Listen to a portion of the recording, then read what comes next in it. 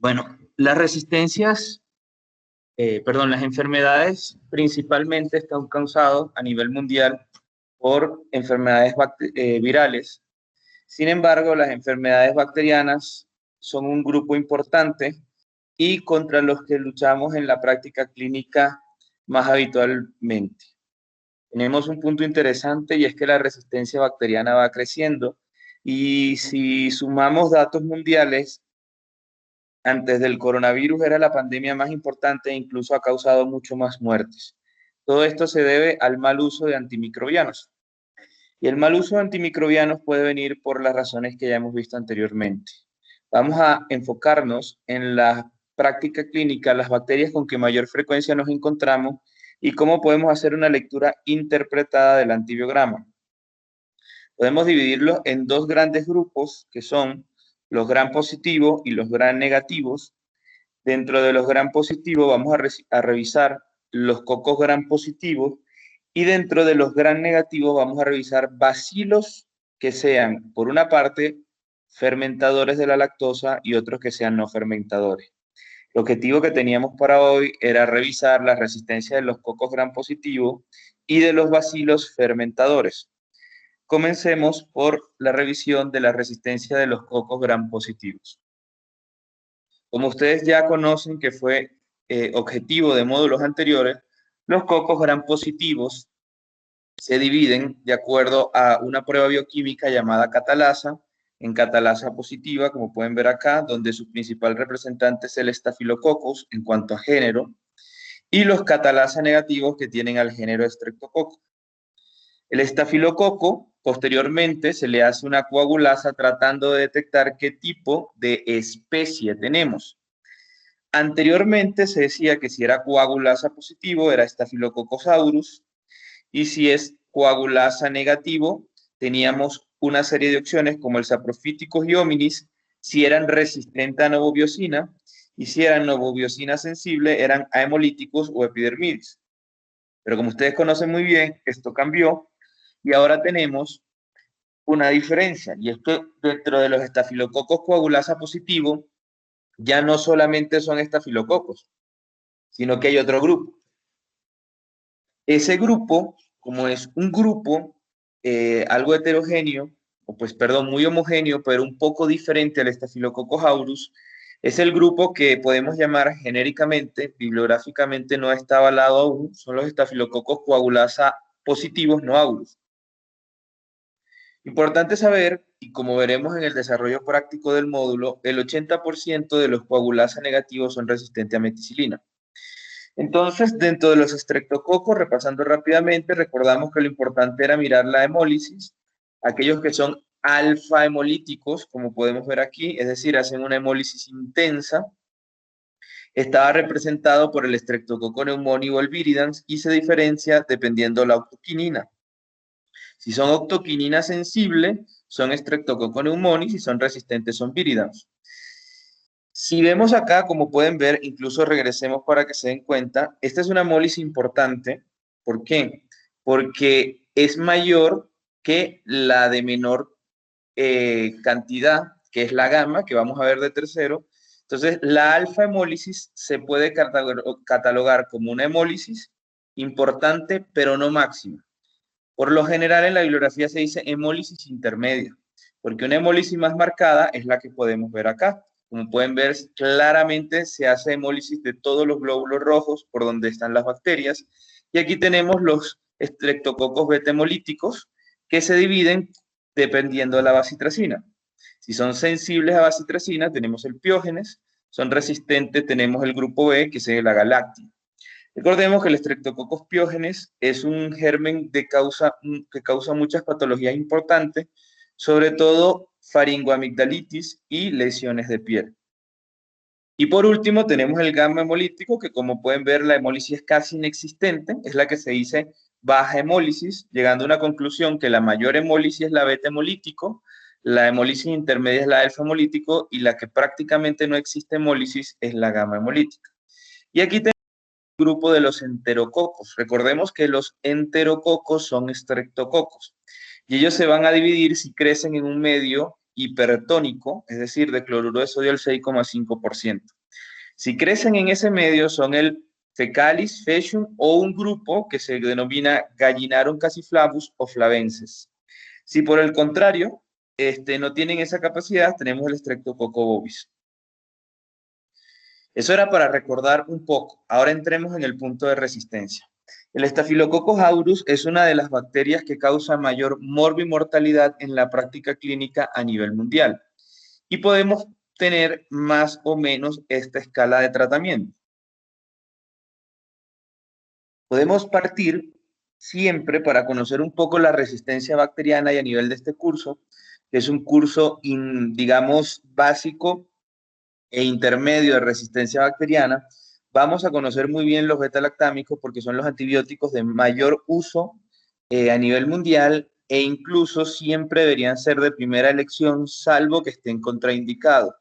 ¿Y cuál sería la contraindicación? Alergia al medicamento, o ya entraríamos en otras situaciones especiales donde por condiciones farmacocinéticas o farmacodinámicas, como se vio en otro curso, puede verse afectado su eficacia o seguridad, puede que no esté disponible el medicamento o la resistencia bacteriana nos lleve a usar otro grupo de antimicrobianos. Entonces, teóricamente, toda bacteria debe tratarse en una escala con penicilina, que es el antibiótico más básico. Pero si ella desarrolla un nivel de resistencia, como pueden ver acá, que son las penicilinasas, pues entonces, en el caso del Staphylococcus aureus, tendríamos que tratarlo con meticilina oxacilina. ¿Por qué meticilina oxacilina? Recordemos que en Colombia no tenemos disponible meticilina y además meticilina tiene mucha relación con lo que son afecciones a nivel renal. Entonces se prefiere manejar oxacilina, que es un fármaco un poco más seguro y que pues para fines prácticos tenemos disponible en Colombia. Por otro lado, si se hacen resistentes a estos fármacos, ya entramos en una categoría muy importante para el Staphylococcus aureus, que es menester conocer para los clínicos, que es un Staphylococcus aureus que es meticilino resistente. Son los famosos llamados MARSA, ¿sí? Staphylococcus aureus meticilino resistente, donde ellos prácticamente no se pueden tratar con ningún betalactámico, a excepción de los betalactámicos nuevos, que son las cefalosporinas de quinta generación, que le permiten tratamiento al Staphylococcus aureus meticilino resistente. Si no son esos, nos hemos quedado sin ningún betalactámico como opción de terapia y pasamos a vancomicina u otros fármacos. Importante que ustedes recuerden que la resistencia intrínseca que ellos pueden tener. Por ejemplo, el Staphylococcus aureus, ¿sí? Al igual que el epidermidis o el hemolíticos, ellos no tienen resistencia intrínseca. Es cierto que la prevalencia que tenemos en Colombia de Staphylococcus aureus resistente a penicilina es tan grande que nunca va a ser el tratamiento de entrada una penicilina para un Staphylococcus aureus. De hecho, cuando nos sale sensible en el antibiograma, debemos hacer una prueba de confirmación para yo poder tratarlo. Y la pregunta es, si me sale sensible un Staphylococcus aureus, ¿yo puedo tratarlo con penicilina? La respuesta es, depende. Lo primero es recordar que los Staphylococcus aureus genéticamente no tienen una resistencia, esa cepa llamada wild type, o aquella que se dice que es una cepa salvaje, no tiene ningún mecanismo de resistencia. Lo que pasa es que como coloniza normalmente el cuerpo humano y ha sido expuesto a diversos antimicrobianos durante el andar de la vida, es decir, los niños, por lo general cuando tienen faringoamigdalitis le hacen contactos con penicilina, o durante el desarrollo de la adolescencia pueden tener acné y le colocan tratamiento para el acné, que puede ser una tetraciclina muchas veces, u otra situación es que en cualquier momento tengo una enfermedad viral, por mal uso le pongan antibiótico, o realmente tuvo una enfermedad a nivel de piel y recibió una penicilina. Entonces, estos Staphylococcus aureus que colonizan durante toda la vida van aprendiendo resistencia a esto. Por eso es que si tenemos un Staphylococcus aureus y miramos penicilina resistente, pues nos olvidamos de ese tratamiento. Lo vemos sensible, se puede tratar una vez que hayamos confirmado que el Staphylococcus aureus es realmente sensible a penicilina, lo veremos posteriormente.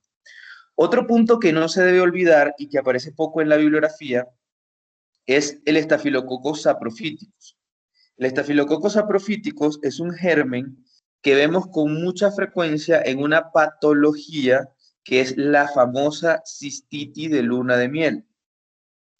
Y muy bien, como ustedes saben, se puede tratar, es una patología, una infección urinaria baja, que debe tratarse con antimicrobianos que de un espectro reducido y que además tengan una farmacocinética favorable. Dentro de esas opciones, fosfomicina casi siempre es una excelente opción. Recuerden que fosfomicina lo tenemos en dos presentaciones, la trometamol y la sódica. La trometamol es un polvo granulado que se sirve en agua, se diluye y se toma y es una sola toma y finaliza el tratamiento.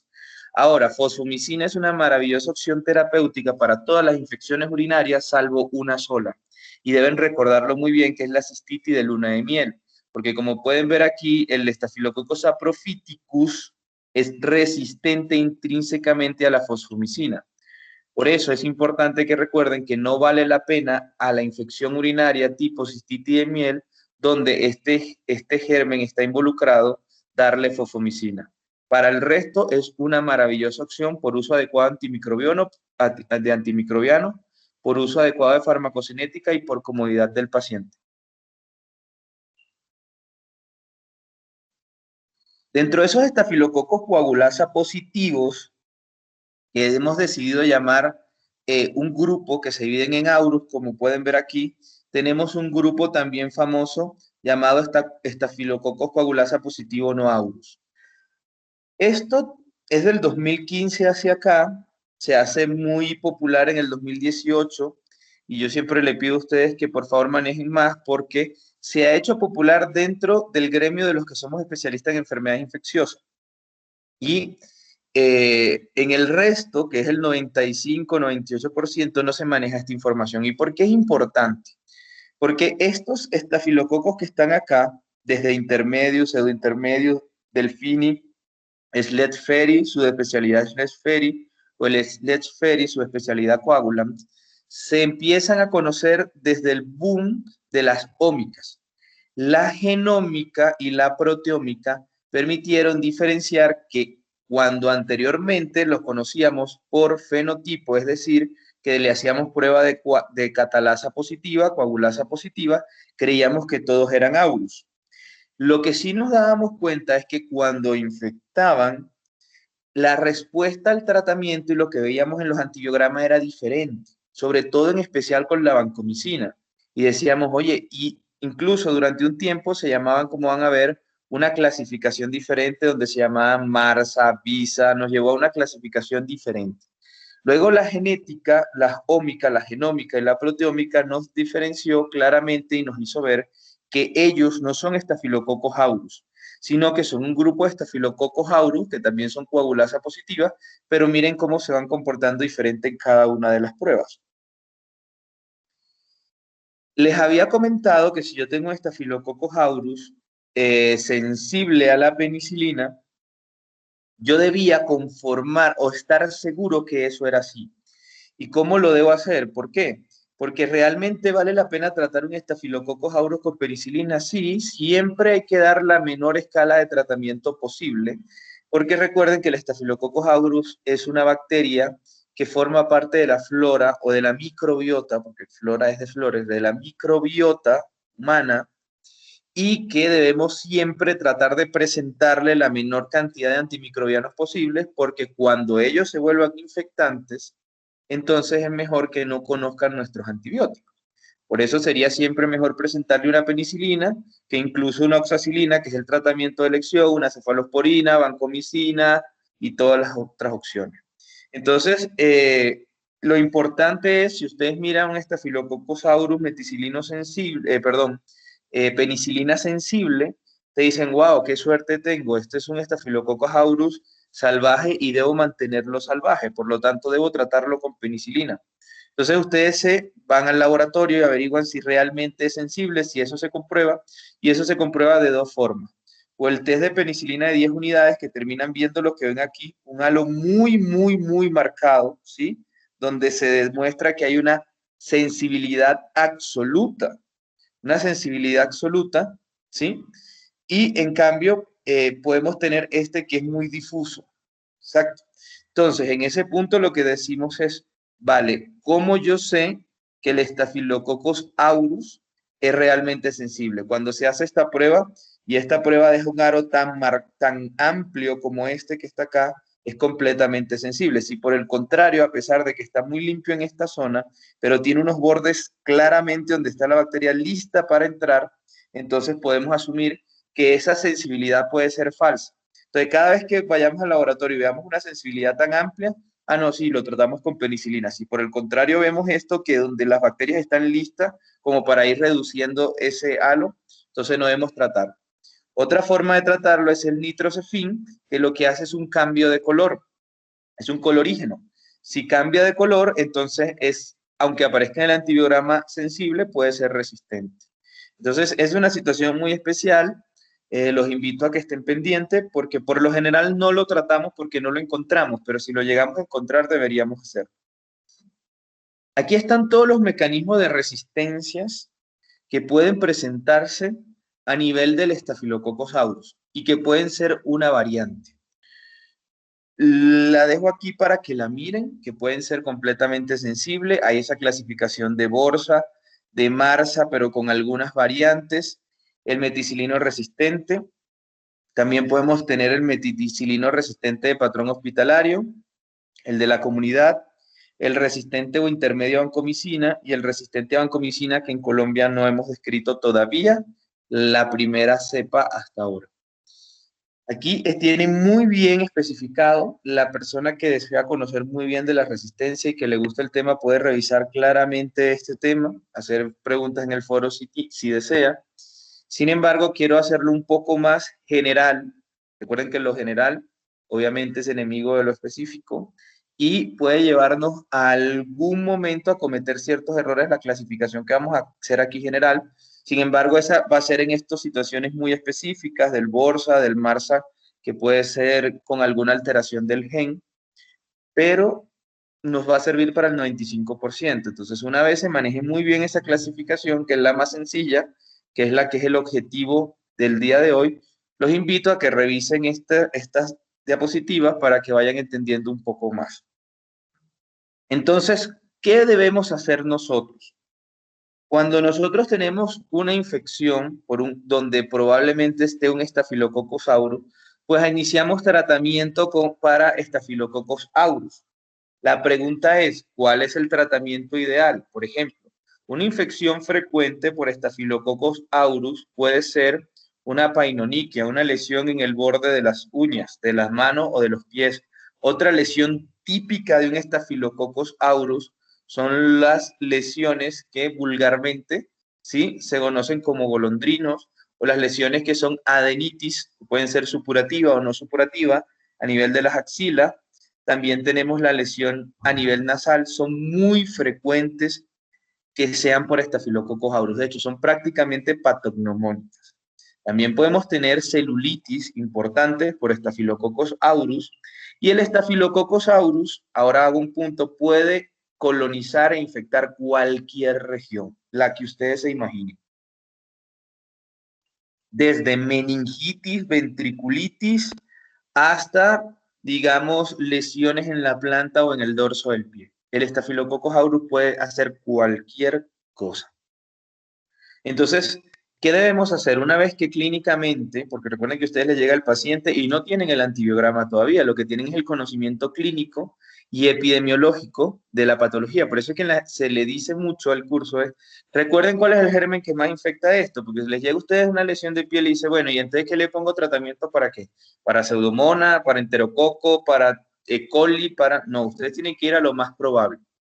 Entonces, partamos de una situación muy frecuente, que son la adenitis supurativa, por ejemplo, sobre todo las mujeres o los caballeros que se afeitan las axilas, o podemos tener una celulitis también de punto de entrada de que se afeitan, ¿sí?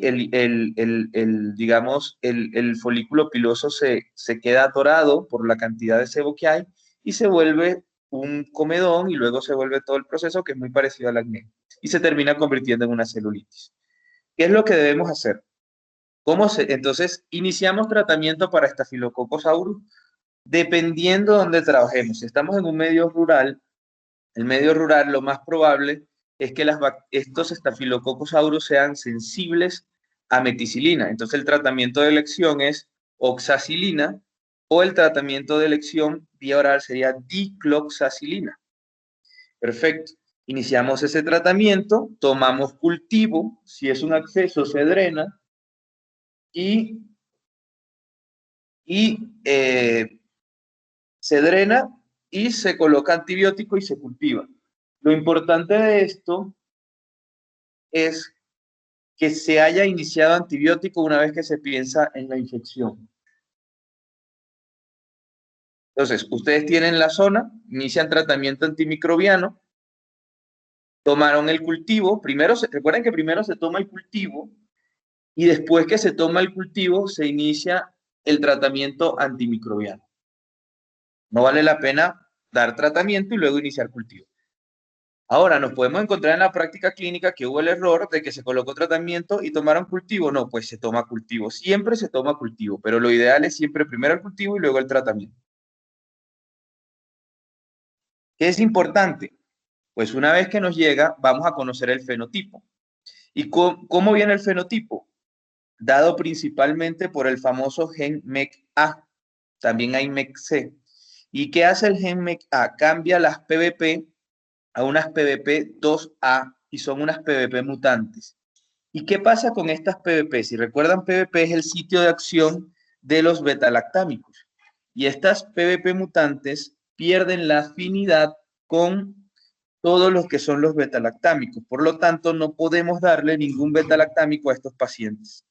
Entonces, si esta bacteria, el Staphylococcus aureus, tiene una PVP2A, es decir, porque tiene un gen MEC-A, vamos a tener que es resistente a todos los betalactámicos, como pueden ver aquí. Resistencia a penicilina, oxacilina, ampicilina, ¿sí? Amoxicilina, y las cefalosporinas. Perfecto. Puede ser el primer nivel, que es el básico, que es que sea resistente a penicilina y ampicilina, que es lo que es el 90% de los Staphylococcus aureus, y sean sensibles a oxacilina. Ahora, si es resistente a oxacilina, hemos perdido todos los betalactámicos, como ven acá. Entonces, ¿cómo es la lectura interpretada del antibiograma y qué deben mirar ustedes en el antibiograma? En el antibiograma lo que se mira es, tengo un Staphylococcus aureus, tengo una infección causada por Staphylococcus aureus, ¿cómo debo tratarlo? Pongamos que es una celulitis. Yo voy a mirar en el antibiograma el cefoxitin. Así se llama el antibiótico que debo mirar de entrada. O también le ponen test de Fox, F-O-X, como zorro en inglés. Entonces yo voy a mirar el cefoxitin y voy a mirar su MIC, ¿sí? ¿Por qué? Porque el cefoxitin es una analogía con la meticilina. Entonces, para fines prácticos, se utiliza el cefoxitin porque está mejor estandarizado. Entonces, si la MIC es menor de 2 o mayor de 2. Si la MIC es menor de 2, tengo que es un Staphylococcus aureus meticilino sensible. Por lo tanto, lo puedo tratar con oxacilina sódica por vía endovenosa o dicloxacilina por vía oral. Ahora, si el cefoxitin es mayor de 4, estoy ante un Staphylococcus aureus meticilino resistente y me quedan de opciones vancomicina, como ya a nivel hospitalario, me queda también linezolid como nivel hospitalario o un nivel grande ambulatorio, porque el linezolid lo tenemos también bioral, y otros fármacos que son un poco más amigables, que son la clindamicina y el trimetoprim sulfa. Entonces, si es meticilino resistente, es decir, no puedo darle ningún beta-lactámico, pero es sensible a alguno de estos, pues yo debo estar pendiente, porque si es resistente a eritromicina, pero sensible a clindamicina, puede ser que haya una resistencia por ahí cruzada y debo estar pendiente. Y si es resistente a todo, pues nada que hacer, perdí estos tratamientos. Entonces, ¿cómo es el camino? Si es sensible a eritro, a clindo y a trimetoprim, es el famoso meticilino resistente de la comunidad. ¿Con qué lo trato? Lo puedes tratar con clindamicina o con trimetoprim. no lo tratamos con eritromicina porque no es un tratamiento de mucho uso. Si por el contrario es resistente a todos ellos, pues entonces es un meticilino resistente de patrón hospitalario. ¿Y qué significa hospitalario? Pues que no me quedo prácticamente sin opciones y tengo que irme con antimicrobianos que por lo general son de uso hospitalario, que son vancomicina, linezolid y otro grupo que veremos posteriormente. Ahora queda un nivel intermedio, ya estuvimos en los extremos. O es sensible y lo puedo tratar con clinda o trimetoprim, o es resistente y tengo que tratarlo con vancomicina u otros antimicrobianos importantes. Pero me queda un punto intermedio, que puede ser que sea sensible a clindamicina, pero resistente a eritromicina. Eso me deja un punto intermedio donde, ojo, aunque diga que es sensible a clindamicina, puede ocurrir que yo inicie el tratamiento con clinda, el paciente mejore el primer día, el segundo día, y luego empiece a deteriorarse nuevamente, porque hace una resistencia inducida. ¿Y cómo sé eso? Para eso existe algo que se llama el D-test. El D-test, que veremos en los slides siguientes, nos habla de si realmente esa resistencia a eritromicina puede afectar a la clindamicina o no la puede afectar. Si el D-test es negativo, yo asumo que es un meticilino resistente de la comunidad y por lo tanto lo puedo tratar con clindamicina, si está sensible, o trimetoprim sulfa, si está sensible. Si el D-test es positivo, la historia cambia. Si el D-test es positivo, yo lo asumo que es un patrón hospitalario y por lo tanto ya no puedo tratarlo con clindamicina. La única salvación que me queda es mirar trimetoprim sulfa. Si trimetoprim sulfa es sensible, a pesar de que clindamicina y eritromicina sean resistentes y tenga un D-test positivo, puedo tratarlo con trimetoprim. Pero si trimetoprim es resistente, eritromicina es resistente y clinda es sensible, pero tiene un D-test positivo, no puedo tratarlo con clinda, aunque me aparezca esa clindamicina sensible, porque eso es un falso positivo. Y por eso es que estamos aquí revisando la interpretación del antibiograma, por eso se llama lectura interpretada del antibiograma, porque esto no es una máquina, porque si el tratamiento fuera una máquina, pues no existiéramos los médicos, sino que todo se hiciera con un algoritmo y el algoritmo terminara indicando cuál es el tratamiento correcto. Entonces, los estafilococosaurus, que son cefoxitin resistentes, es decir, meticilino resistente, que son ya resistentes a estos antimicrobianos, o que puede ser sensible a clinda, pero tiene un D-test positivo, es conocido como hospitalario, y se tratan con vancomicina. Y la resistencia a la vancomicina la tomamos como 2. Si tiene una MIC menor de 2, es sensible a vancomicina. Si tiene una MIC mayor de 2, empezamos a complicarnos la vida, porque los estafilococosaurus con MIC mayor de 2, aunque aparezca sensible, no responden adecuadamente. Entonces, una MIC mayor de 2, aunque aparezca sensible, es resistente porque no tenemos una farmacocinética adecuada. Es decir, es sensible in vitro, pero in vivo no podemos alcanzar esas concentraciones y si las alcanzamos, causamos daño en el paciente. Entonces los invito, esto es lo que tenemos en el antibiograma. Vémoslo acá, lo que tenemos en el antibiograma. Ustedes tienen una infección por Staphylococcus aureus y cómo es la lectura. Lo primero que voy a hacer es buscar, como les había comentado, el screening de cefoxitina. Acá lo tienen. Me dice que es positivo, es decir, es resistente con una MIC mayor a 4. Por lo tanto, ya yo pienso que es una bacteria que es meticilino resistente, por lo tanto tiene un HECMEC A y he perdido todos los betalactámicos a excepción de las cefalosporinas de quinta generación, pero no las usamos con mucha frecuencia. Entonces, efectivamente, ¿qué tengo? Leo esto, screening de cefoxitina, positivo. Ahora, ¿qué me queda? Ya sé que no puedo darle betalactámico, ya sé que no puedo darle oxacilina, dicloxacilina, cefalosporinas de primera generación, ya sé que es un meticilino resistente. Me falta saber si es de la comunidad o es hospitalario.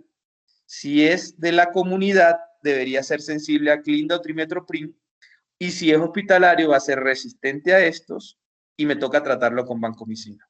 Recuerden que también hay un punto intermedio que puede ser la resistencia a eritromicina, siendo sensible a clinda y que hay que conformarlo con el D-test. Entonces eso es lo que vamos a hacer ahora. Perfecto. Voy y miro de una vez trimetoprim. Trimetoprim sulfa es sensible. Ya siento un alivio muy grande porque indiferentemente lo que pase con la eritromicina o la clindamicina, yo tengo como opción terapéutica el trimetoprim sulfa. Y el trimetoprim sulfa es un antibiótico muy bueno porque lo hay endovenoso, lo hay por vía oral y tiene una biodisponibilidad espectacular que puede llegar a todos lados donde hay una infección por Staphylococcus aureus. ¿Qué es lo negativo de trimetoprim sulfa? Que hay muchas personas que hacen alergia o que hacen la falla renal por trimetoprim. Entonces, por eso es que hay que estar pendiente donde, bueno, de pronto va muy bien, pero de pronto tengo ese problema. Y el otro problema que tengo con trimetoprim es que no funciona para las bacteremias. Para las bacteriemias no funciona trimetoprim. Pero en el ejercicio vamos muy bien entendiendo que ya tengo una opción terapéutica si descarto que sea bacteremia, si descarto que la persona es alérgica y que no me va a hacer falla renal, entonces maravilloso, ya tengo una opción. Si no, me voy a las otras escalas que es mirar clindamicina. Voy y miro clindamicina, donde aquí la tengo y es resistente a clindamicina. Por lo tanto, al ser resistente a clindamicina, tengo un problema. Y es que, wow, ya me quedo solamente con trimetoprim como opción terapéutica. La pregunta es, bueno, ¿y miro eritromicina? No, no me sirve mirar eritromicina porque ya la resistencia a clindamicina, que era lo que me interesaba saber, ya está expuesta. Igual podemos hacer el ejercicio y miramos eritromicina, también está resistente. Entonces, probablemente sea el mismo mecanismo. Es decir, este Staphylococcus aureus, que pueden ver que era la escala, se trataría o con trimetoprim sulfa, pero si es alérgico a esto, nos toca tratarlo con vancomicina. Perfecto. Entonces, con esto podemos hacer el ejercicio y preguntar qué tipo de Staphylococcus aureus es. Entonces, volvemos nuevamente y hacemos el screening de cefoxitina, que está positivo. Pues está positivo, miramos trimetoprim sulfa, está sensible, igual al anterior, estamos muy bien, tenemos una opción terapéutica. Miramos clindamicina sensible y si ustedes miran clindamicina sensible, recuerdan que esta sensibilidad puede ser falsa. Entonces, revisamos eritromicina. Si eritromicina está sensible, como en este caso, asumimos que clindamicina es sensible y entonces, qué buena noticia.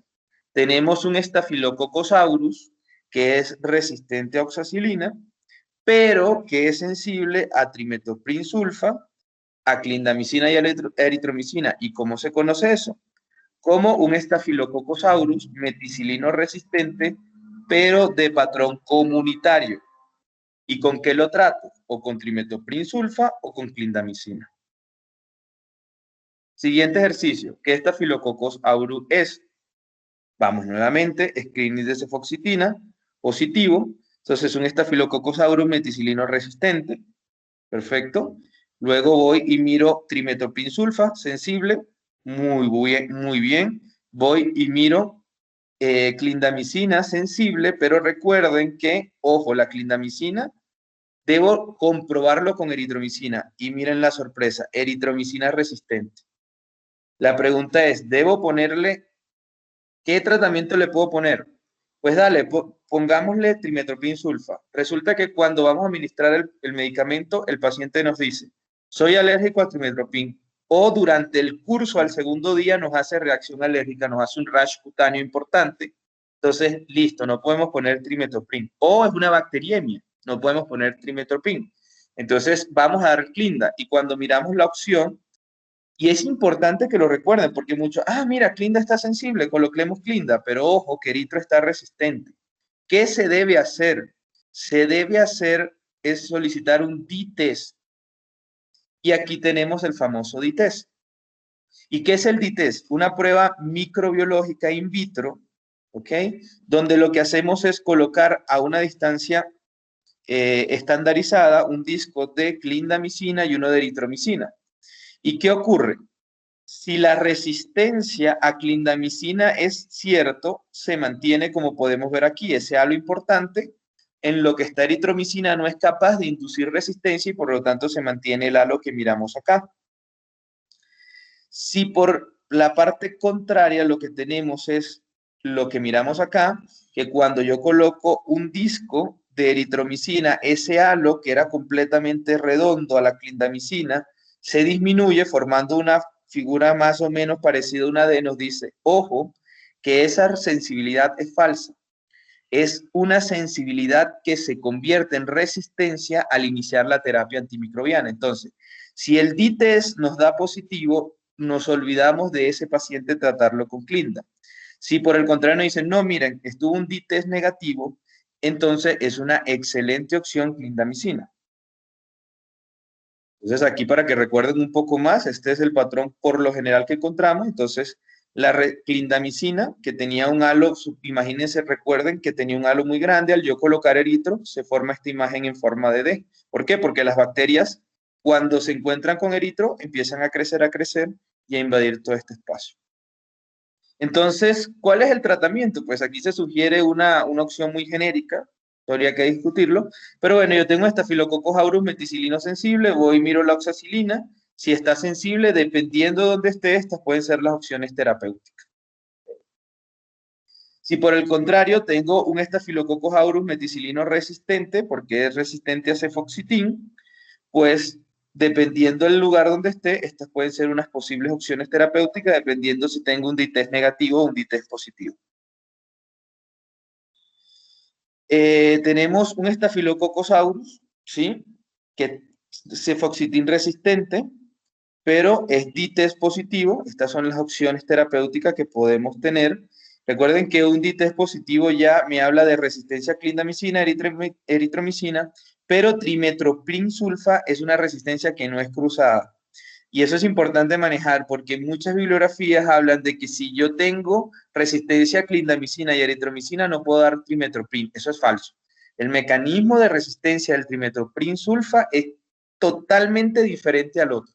Entonces, para yo saber si puedo o no dar trimetoprim sulfa, debo averiguar si el paciente es alérgico, si el foco de la infección es útil para trimetoprim y luego mirar el antibiograma. No hay reacción cruzada, eso es o no hay resistencia cruzada, perdón. Esto es en caso de tener un D-test positivo, las opciones terapéuticas que se presentan.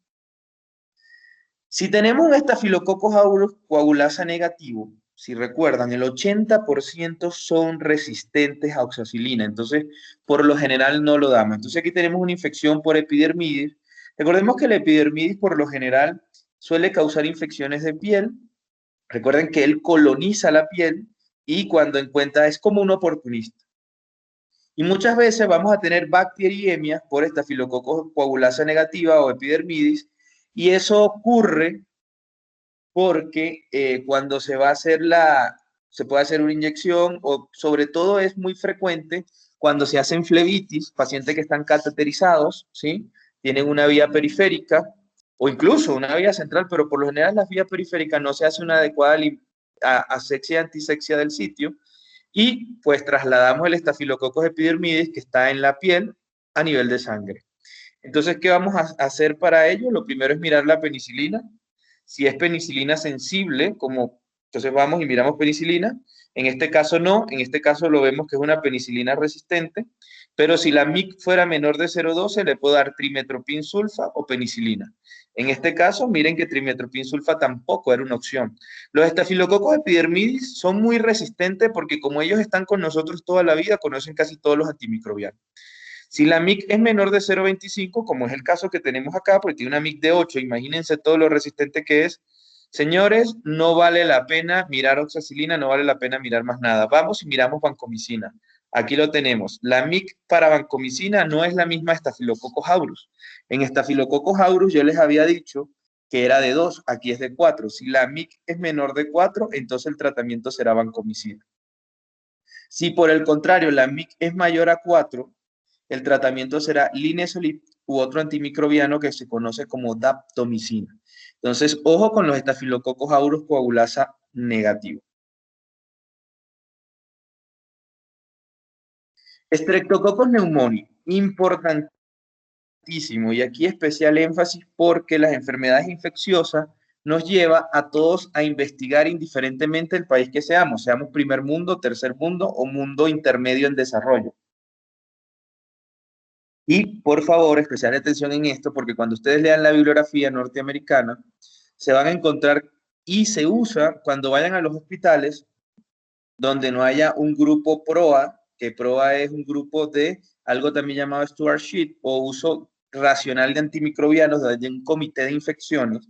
Lo que hacemos es adaptar lo que leemos en la bibliografía europea o norteamericana, sobre todo norteamericana. Y ellos tienen un patrón de resistencia al Streptococcus pneumoniae completamente diferente al que tenemos nosotros.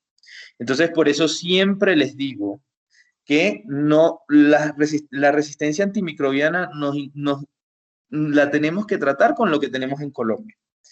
Entonces, ¿qué es lo que debemos hacer?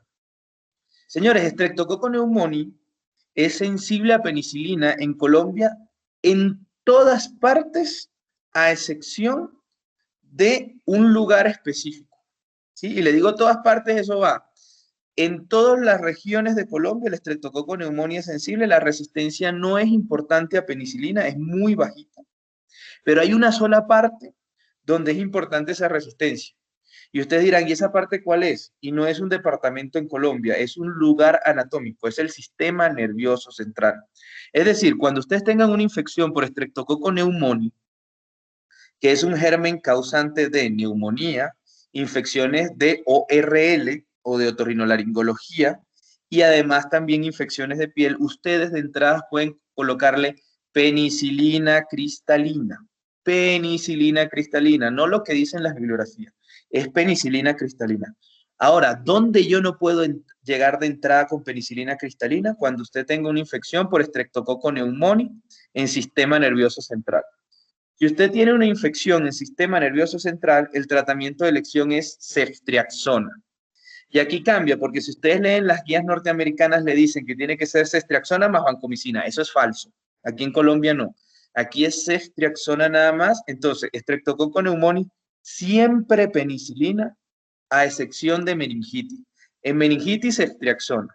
Y luego cuando llega el antibiograma, miramos y nos desescalonamos. ¿Por qué? Porque es muy probable que ese Streptococcus pneumoniae al que yo le puse ceftriaxona, resulta que era sensible a penicilina, entonces yo me cambio de ceftriaxona a penicilina. Lo que no se puede hacer clínicamente es comenzar en una meningitis con penicilina y luego, qué sorpresa, no era sensible a penicilina, es resistente, ahora me voy a pasar a ceftriaxona. No, porque el paciente paga las consecuencias. Entonces, siempre que yo tenga un Streptococcus pneumoniae en una esfera diferente al sistema nervioso central, en Colombia le voy a colocar penicilina o amoxicilina o ampicilina por vía oral. Si es en el sistema nervioso central, inicio con ceftriaxona endovenoso y una vez me llega el resultado, veo si continúo con ceftriaxona o por el contrario me desescalono a penicilina. Y aquí están los niveles de sensibilidad que conocemos, que es 0.06. Y miren cómo cambia, porque es importante saberlo, porque para cualquier parte se asume como resistente mayor a 2. Pero en meningitis lo asumimos como 0.12. Miren la diferencia de 2 a 0.12.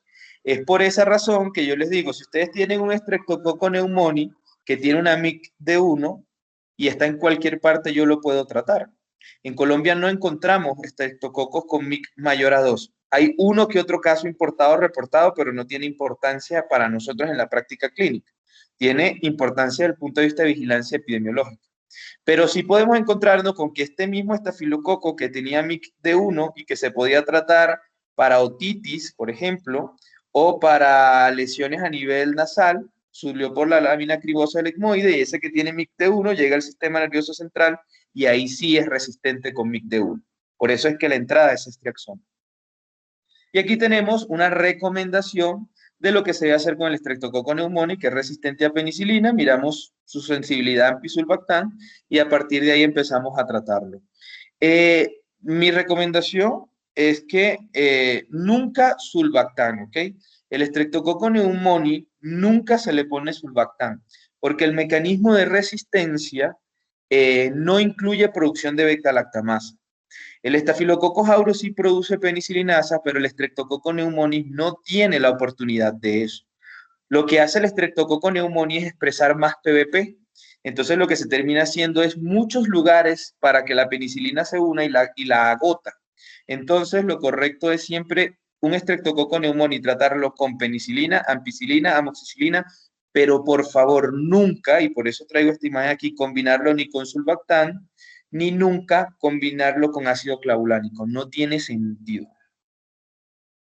Dentro de los cocos especiales, para finalizar esto de cocos gram positivos, tenemos el Streptococcus pyogenes, que siempre es sensible a penicilina. Por eso siempre les digo, si ustedes tienen un paciente con faringoamigdalitis y ustedes saben que es bacteriana, no tiene sentido tomarle cultivo, no se toma cultivo. Se inicia tratamiento. ¿Y con qué se inicia tratamiento? Con penicilina. Amoxicilina o ampicilina por vía oral o pueden usar penicilina benzatínica intramuscular. Porque el Streptococcus pyogenes no hace resistencia a ninguna penicilina. Por lo tanto, ¿para qué voy a tomar antibiogramas si además el único germen que me hace faringoamigdalitis bacteriana es el Streptococcus pyogenes? No tiene sentido. Tratamiento benzatínica, penicilina cristalina o amoxicilina. Otro género importante son los enterococos. Si el enterococo es un enterococo fecalis, él es sensible a ampicilina. Entonces, o lo trato con ampicilina o lo trato con amoxicilina. No se tratan con penicilina, eso sí, con penicilina cristalina no. Se tratan con aminopenicilina. Ahora, si es un fascium, que es el lugar que está acá, lo importante es que ustedes tienen que conocer la especie. Si es un enterococo, dame apellido, por favor. O sea, ya me dijiste el género, dime qué especie de enterococo es. Es un enterococo fecalis. Ah, perfecto. Le puedo poner ampicilina y no hay ningún problema. Le puedo poner amoxicilina y no hay ningún problema. Pero si me dicen, ojo, es que es un enterococo fascium, señores, indiferentemente no caigan en esta trampa. Miren, dice enterococo fascium sensible a ampicilina. No, no caigan en esa trampa. No caigan en esa trampa, porque su sensibilidad a ampicilina es falso sensible. Él tiene una resistencia que apenas tenga contacto con la ampicilina la desarrolla. Entonces, el Enterococcus fascium se trata con vancomicina. Vamos y miramos vancomicina sensible, entonces listo, vancomicina. Y se puede hacer una sinergia con gentamicina. Esto se recomienda sobre todo para que los enterococos que causan endocarditis bacteriana. Cuando tenemos endocarditis bacteriana, se hace una combinación de vancogenta, vancomicina más gentamicina, para tratar a estas bacterias, pero para eso debemos ver este test que se llama test de sinergia. Si el test de sinergia de gentamicina es sensible, vale la pena usarlo. Si ese test es resistente, entonces no hagamos esa combinación, porque ¿qué pasa? Esta combinación vancomicina y gentamicina tiene un problema y es que sí potencia la eficacia, pero si recuerdan, ambos son nefrotóxicos. Entonces el problema es que hacemos más daño renal. Entonces, si realmente vamos a colocar esta combinación antimicrobiana, vamos a pagar un precio muy alto que es la oportunidad de hacerle daño al riñón. Entonces yo debo garantizar que listo, yo le pongo banco porque es sensible, siempre el tratamiento de elección va a ser banco. Ahora, ¿le asocio o no le asocio gentamicina?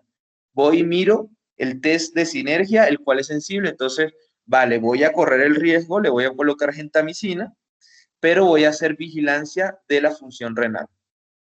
Entonces, aquí tienen. Ahora, ¿qué pasa si es resistente a vancomicina? ¿Hay Enterococcus fascium resistente a banco? Sí. En Colombia tenemos y hay que vigilarlos. Entonces, si la MIC es mayor de 16 o de 32, se le pide al laboratorio, confírmame esto, por favor. Porque es que esto se tiene que reportar así vigila, esto se tiene que hacer muchas cosas, porque esto es un problema de resistencia importante. Entonces, lo primero es si yo tengo un enterococo resistente a banco, un Enterococcus fascium, ¿ok? Resistente a banco, debo confirmarlo y si me sale positivo se reporta y además de reportarlo, debo colocarle tratamiento con linezolid o dactomicina. Aquí hay una recomendación dependiendo el sitio de la infección y con esto damos finalizado esta presentación. Importantísimo, importantísimo recordarles que hay un grupo que es los enterococos que quedan por fuera, que son el gallinaron o Caseliflavus, Esos enterococos, señores, son resistentes intrínsecamente a vancomicina. No se pueden tratar con banco. Se tratan con linezolid o dactomicina. Entonces los enterococos quedan en esta escala de una manera muy sencilla. ¿Y cómo es esa escala? Esa escala es la siguiente.